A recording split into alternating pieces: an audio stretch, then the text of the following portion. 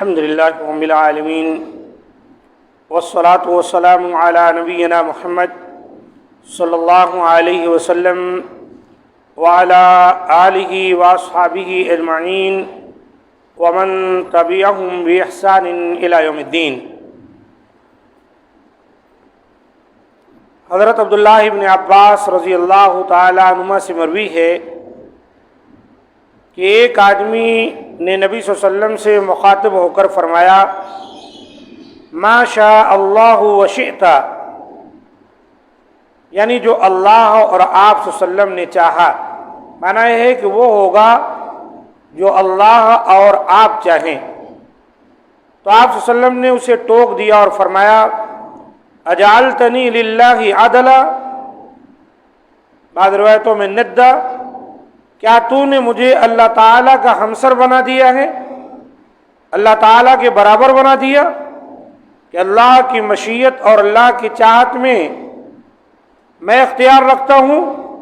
بل ما شاء اللہ وحدہ، ہرگز نہیں بلکہ صرف جو اللہ اکیلے نے چاہا وہی ہوا اور وہی ہوگا۔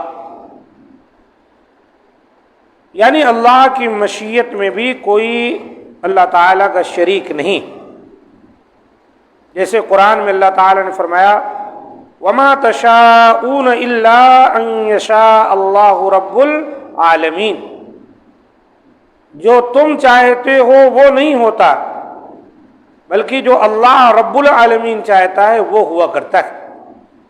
یہ مسند احمد کی حدیث ہے، سلسلہ صحیحہ میں علامہ البانی رحمۃ اللہ علیہ نے جلد 1 صفحہ 56-57 پر روایت کیا اور صحیح حدیث ہے۔ اس سے بات معلوم ہوئی کہ اللہ تعالیٰ کی جو ذات ہے اور اس کی جو صفات ہے، اس کے جو اسماء ہیں، اس میں اس کا کوئی شریک نہیں، اس میں وہ اکیلا ہے۔ جیسے توحید الوہیت، توحید ربوبیت، توحید اسماء و صفات، معنی ہے اللہ کی عبادتوں میں اللہ کو کوئی شریک نہیں، اللہ کی ربوبیت یعنی ساری کائنات کو پیدا کرنے والا، کھلانے والا، پلانے والا، مارنے والا، جلانے والا، رزق دینے والا، یہ سب اللہ اکیلے عطا کرتا ہے، اس کا اس میں کوئی شریک نہیں۔ اور اس توحید اسماء، اللہ کے جو پیارے پیارے نام ہیں، اللہ تعالیٰ کے ان ناموں میں بھی کوئی شریک نہیں، اس جیسا کوئی نہیں۔ اور اللہ کی صفتیں، اللہ تعالیٰ کی صفتوں میں بھی کوئی شریک نہیں۔ تو آنے والے شخص نے کیا کیا تھا، اللہ تعالیٰ کی ایک صفت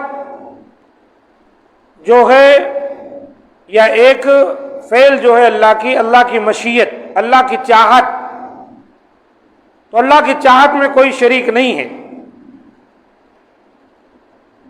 وہ جو چاہتا ہے کرتا ہے۔ تو اس آنے والے شخص نے کیا کیا، ما شاء اللہ وشئت کہہ کر اللہ تعالیٰ کی مشیت میں اور کہہ کے نبی کو بھی شامل کر دیا، جس سے نبی صلی اللہ علیہ وسلم نے اس کی اصلاح فرمائی اور کہا نہیں، ایسا کہہ کر کہ اللہ اور اس کی مشیت میں شامل ہوں، تم نے اللہ کا ہمسر مجھے بنا دیا، ایسا مت کہا کرو، بلکہ یوں کہا کرو، بل ما شاء اللہ وحدہ، بلکہ ایک اللہ جو چاہے گا وہ ہوگا۔ اور دوسری روایت جیسا کہ صحیح بخاری میں آئی ہے 3445 نمبر پر، یہاں نبی صلی اللہ علیہ وسلم نے روکا، فرمایا، لا تطرونی کما اطرت النصارى ابن مریم، مجھے میرے اصل مقام سے اونچا نہ اٹھاؤ، جس طرح کہ عیسائیوں نے مریم علیہ السلام کے بیٹے حضرت عیسیٰ علیہ السلام کو ان کے مقام سے اونچا اٹھا دیا۔ کیسے اٹھا دیا؟ اللہ کا بیٹا بنا دیا، تینوں میں سے ایک کہہ دیا۔ تو اللہ کے رسول نے کہا، اس طرح تم مجھے مت بڑھاؤ، اٹھاؤ، میرا جو مقام ہے مجھے اسی مقام پر رکھو۔ فَإِنَّمَا أَنَا عَبْدُهُ، میں تو بس اس کا بندہ ہوں۔ فَقُولُوا عَبْدُ اللَّهِ وَرَسُولُهُ، تم میرے تعلق سے یوں کہو، اللہ کا بندہ اور اس کا رسول، محمد الرسول اللہ عبدہ، اللہ کے رسول اور اس کے بندے، رسولہ و عبدہ، اس کے رسول اور اس کے بندے۔ تو اللہ کے رسول نے کہا بس مجھے یہی کہا کرو تم۔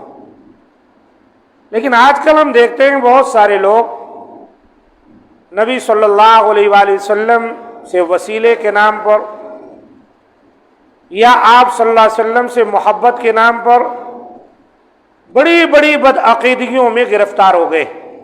عام تو چھوڑیے، عام لوگوں کو، عوام کو، بڑے بڑے مولوی حضرات بھی اس طرح کا عقیدہ رکھتے ہیں کہ اللہ کے رسول صلی اللہ علیہ وسلم جو چاہیں گے وہ ہو جائے گا۔ مدینہ منورہ جاتے ہیں تو وہاں پر بہت سی بدعتیں نہیں بلکہ شرکیہ اعمال و افعال بجا لاتے ہیں۔ اپنے یہاں بھی نبی صلی اللہ علیہ وسلم کو پکارتے ہیں، یا رسول اللہ میری مدد کیجیے، یا رسول اللہ صلی اللہ علیہ وسلم میری بگڑی بنائیے، نعوذ باللہ من ذالک۔ اس طرح پکارنا صرف ایک اللہ کو زیب دیتا ہے۔ آپ اللہ کو پکاریے، ندا دیجیے، اس سے مدد مانگیے۔ اللہ کے علاوہ اور کسی سے مافوق الاسباب مدد مانگنا گناہ کبیرہ ہے، شرک ہے۔ اسباب کے تحت آپ کسی سے تعاون مانگ سکتے، جب تک اللہ کے رسول صلی اللہ علیہ وسلم باحیات تھے صحابہ کرام نبی صلی اللہ علیہ وسلم سے بھی تعاون کا مطالبہ کرتے تھے، آپ ان کی مدد کیا کرتے تھے جو کر سکتے تھے۔ لیکن آپ کے وفات کے بعد، انتقال کے بعد کہیں نہیں ثابت کسی صحیح حدیث سے کہ صحابہ کرام آپ کی قبر پر گئے ہوں یا آپ کو ایسے ہی مافوق الاسباب پکار کر بلائے ہوں اور مدد طلب کی ہو۔ اس لیے اس سمت بھی ہم کو اور آپ کو نگاہ ڈالنی چاہیے اور اپنے عقائد کو درست کرنا چاہیے۔ اللہ کا جو مقام ہے، اللہ کے اس مقام میں اللہ کے بندوں اور اس کی مخلوق میں کوئی شامل نہیں ہے۔ لیس کمثلہ شیء وہو السمیع البصیر۔ اللہ تعالیٰ کے مانند کوئی نہیں، وہ سننے والا، دیکھنے والا۔